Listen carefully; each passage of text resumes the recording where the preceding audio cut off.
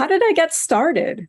Well, I want to tell you about a turning point in my life that will help to answer that question.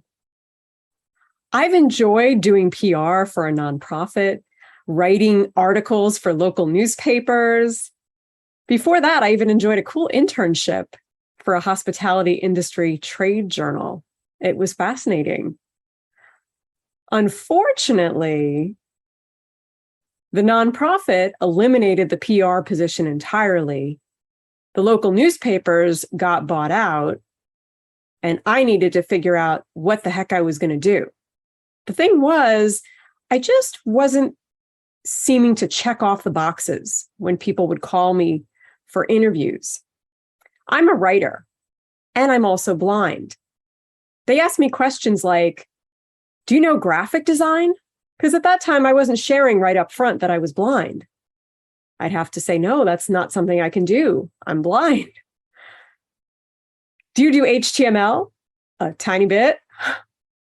They would ask me all these different questions about functions that I knew were not my strong suits, or perhaps I couldn't even do at all. I was starting to get really depressed because my phone wasn't ringing, things weren't happening, nothing was going on. And day after day was not good. It was very empty feeling. What I realized was that I could either stay home, do nothing, and go nowhere, or I could try something and be someone in the sense of creating a career for myself.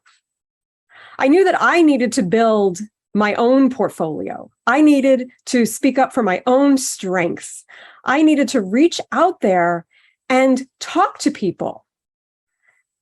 I can tell you many more stories about my overcoming my fear of networking, learning not to be so afraid on camera, learning to stop shying away from my personal story of the fears and challenges I've overcome, and embrace the journey and the stories, leverage the vulnerability, blindness, and all.